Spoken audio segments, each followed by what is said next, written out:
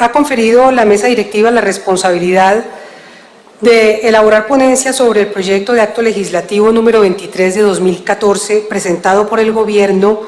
por medio del cual se hacen congruentes los periodos de las autoridades de los distintos niveles de gobierno. Este proyecto de acto legislativo pretende modificar un solo artículo de la Constitución, el artículo 262, creando mediante esa modificación 5 efectos. El primero es unificar el periodo de las autoridades territoriales, entendiendo que comenzará el periodo de alcaldes y gobernadores el 1 de enero, inmediatamente posterior a la posesión del presidente de la República. Dispone también que las elecciones de esas autoridades se hagan en el mismo año, aunque en calendario separado, primero las de Congreso, luego las de presidente, por último las de las autoridades territoriales. Adopta un régimen de transición para considerar que en las siguientes elecciones se elegirían las autoridades locales por 3 años y a partir del 2000 y después de la transición empezaría un periodo de 4 años, y para ese régimen de transición se busca autorizar la posible reelección de los gobernadores y alcaldes actualmente en ejercicio. Esos proyectos que reforman un solo artículo de la Constitución suelen ser más peligrosos que los que reforman varios artículos constitucionales. De eso ya conoce nuestro país. Por eso me parece importante, nos pareció importante en la ponencia, mirar cómo se articulaba la modificación de ese artículo 262 dentro de los criterios establecidos como elementos esenciales de nuestro Estado de Derecho, como son la descentralización y la planeación. En efecto, la Constitución del 91 señaló como principio esencial de la Constitución el principio de descentralización y de autonomía regional. La descentralización entendida claramente como el traslado de competencias a las autoridades territoriales y de recursos para cumplir con esas competencias que se le asignan,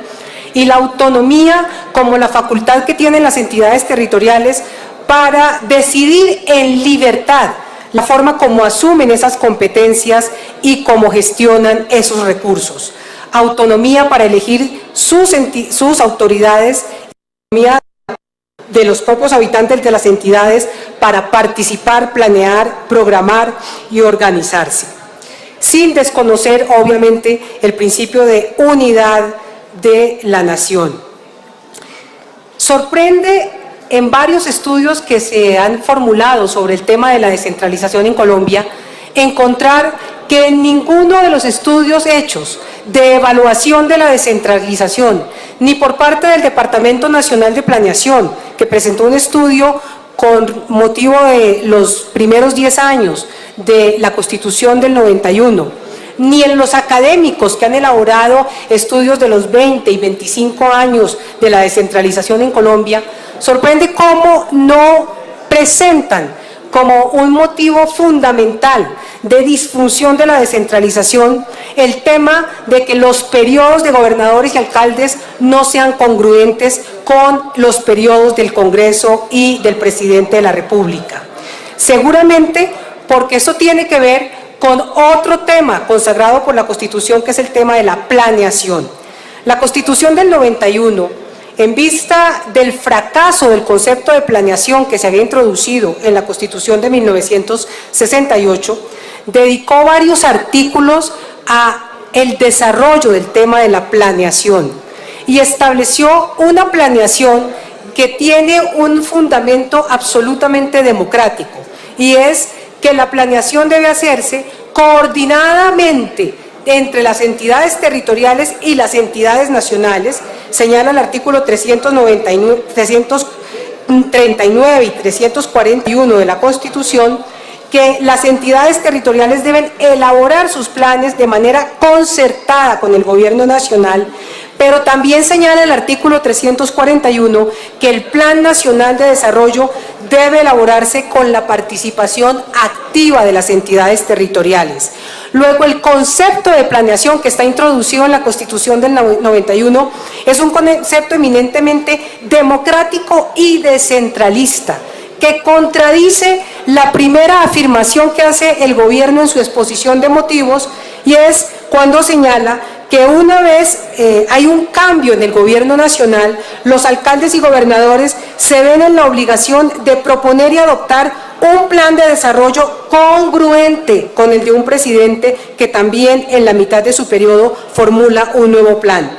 Esta visión que presenta la exposición de motivos del gobierno no es la visión del constituyente del 91. No es que el plan nacional, claro, sin desconocer su jerarquía y sin desconocer que es una norma mandatoria para todas las entidades territoriales y para los habitantes de la nación,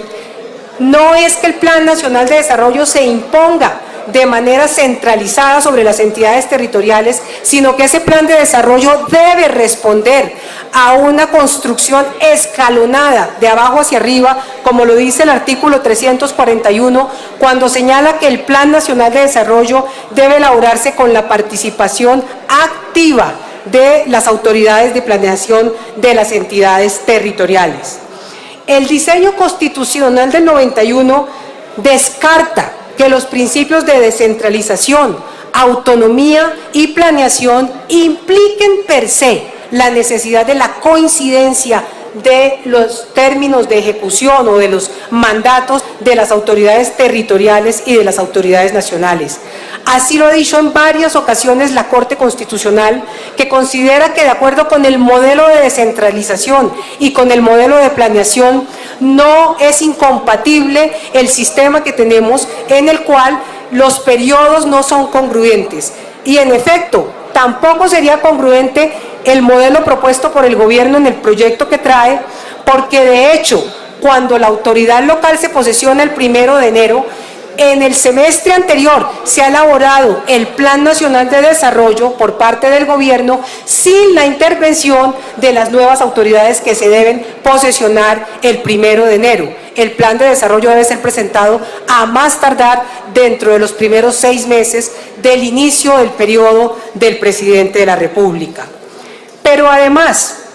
si esto realmente no fuera suficiente, es bueno señalar que los recursos que tienen las entidades territoriales dependen fundamentalmente del Sistema General de Participación y del sistema de regalías. Y ni uno ni otro están atados al Plan Nacional de Desarrollo, sino que el Sistema General de Participación y el sistema de regalías dependen de mandatos constitucionales propios. Luego, el manejo de los recursos de las entidades territoriales no está atado o no se mueve básicamente por los planes de desarrollo que cambian cada 4 años, sino por la disposición constitucional que señala cómo se trasladan, cómo se transfieren las participaciones de las entidades territoriales destinadas a salud y educación y en el sistema general de regalías. Sin duda, sería discutible y seguramente es deseable que en algún momento lleguen a coincidir estos periodos, pero para hacerlo sería bueno elaborar una profunda evaluación sobre lo que ha significado el proceso de descentralización en Colombia. El proceso de descentralización en Colombia ha merecido muchas críticas, no particularmente por esta que señala el gobierno, más bien por la debilidad de las entidades territoriales, por la debilidad de las instituciones a nivel local, por la debilidad en la posibilidad de planear y en la debilidad técnica que tienen las entidades territoriales, y también por la poca generación propia de recursos de las entidades territoriales. Son más bien otras las falencias del sistema de descentralización que sería bueno entrar a analizarlas y que sería bueno que el gobierno se diera la tarea de presentar un proyecto quizá menos improvisado, que atendiera las críticas que se hacen hoy al sistema de descentralización en Colombia y que permitiera quizá gradualidades en ese sistema, atendiendo también a las diferencias de las regiones en Colombia. Pero Si estos son, digamos, argumentos de tipo jurídico, hay otra serie de argumentos relacionados con la unificación de los periodos y con la celebración de todas las elecciones en un mismo año electoral. Lo primero que tendríamos que decir es que la unificación de todas las elecciones en el mismo año electoral sacrifica la dinámica de lo local a la lógica de lo nacional. El constituyente del 91, cuando estableció elecciones separadas, quiso privilegiar la discusión local y separarla de la discusión nacional, crearle entidad a la discusión local, es decir, fortalecer la discusión que hace la ciudadanía en torno a sus gobernadores, a sus alcaldes, a sus diputados, a sus concejales y separarla de la discusión nacional. La propuesta que se trae por parte del gobierno está en contravía de los principios del constituyente del 91 en el sentido de darle autonomía a lo local, porque si en un solo año electoral se va a unificar los 3 calendarios de elecciones, pues lo natural es que la lógica de lo nacional va a llevarse de calle la discusión de lo regional. En ese año electoral que propone el gobierno, tendríamos 6 meses de discusión de elección de Congreso y de elección de presidente y apenas 3 meses para discusión de lo local, de lo municipal y lo departamental. En un afortunado escrito, el doctor Jaime Castro señala cómo la relación que se debe hacer es una relación institucional y no únicamente por parte personalizada en relación con los periodos. Y además señala, yo creo que suspicazmente, que un presidente recién elegido en agosto tendría una injerencia muy grande en las elecciones que vendrán en octubre. El presidente, en ese estado de gracia, en ese periodo de luna de miel que le da los primeros meses de ejercicio, evidentemente tendría un poder enorme en la elección de gobernadores y alcaldes, eliminando o por lo menos creando una distorsión en la posibilidad de la autonomía de la discusión local. Otra dificultad que sugiere este proyecto es que ya se podrán imaginar ustedes lo que significa la unificación en un solo año de 4 elecciones. 4 elecciones sucesivas crean sin duda fatiga en el elector y la fatiga conlleva al abstencionismo. Hemos hablado de que uno de los males más preocupantes de nuestra democracia son las altas tasas, los altos índices de abstención. Pues bien, después del año 91, las elecciones locales siempre tuvieron un porcentaje mayor de participación que las elecciones nacionales y eso obedece a la separación de los periodos electorales. Pero además, la unificación llevaría a la paralización por un año de las administraciones territoriales, porque estaríamos en ley de garantías desde noviembre del año anterior hasta octubre, cuando se realizan las elecciones territoriales. De otra parte, y yo creo que uno de los temas más graves del proyecto es la introducción de la posibilidad de la reelección de los gobernadores y alcaldes amparados en esta argumentación. La verdad es que la reelección de gobernadores y alcaldes no tiene ninguna relación con los objetivos que ha mencionado el gobierno para justificar su proyecto. Creo además que contradice de plano lo que aquí ya tomamos como decisión y fue acabar con todo tipo de reelección. Si la reelección era mala a nivel nacional, ¿cuánto más la reelección inmediata a nivel local? Donde por varios estudios, incluso uno del PNUD del año 2011, se dictamina o se establece que en los municipios más pequeños del país hay una persistencia política alta de élites de poder enquistadas y que tienen muy poca renovación con los efectos perversos sobre la democracia local. Pero además, alterar las reglas de juego en este momento es gravísimo con los principios de un Estado de Derecho y con los principios de una democracia. ¿Cómo creen ustedes que se justifica que el Congreso de la República aprobara este acto legislativo, que no saldría antes de abril o mayo del año entrante, y tuvieran a los posibles candidatos en la duda y la zozobra de saber si el gobernador o el alcalde va a decidir lanzarse a la reelección. Por último, este proyecto tendría, si aceptáramos, una inconstitucionalidad en un posible juicio de sustitución, porque cuando la Corte Constitucional aprobó la reelección por una sola vez,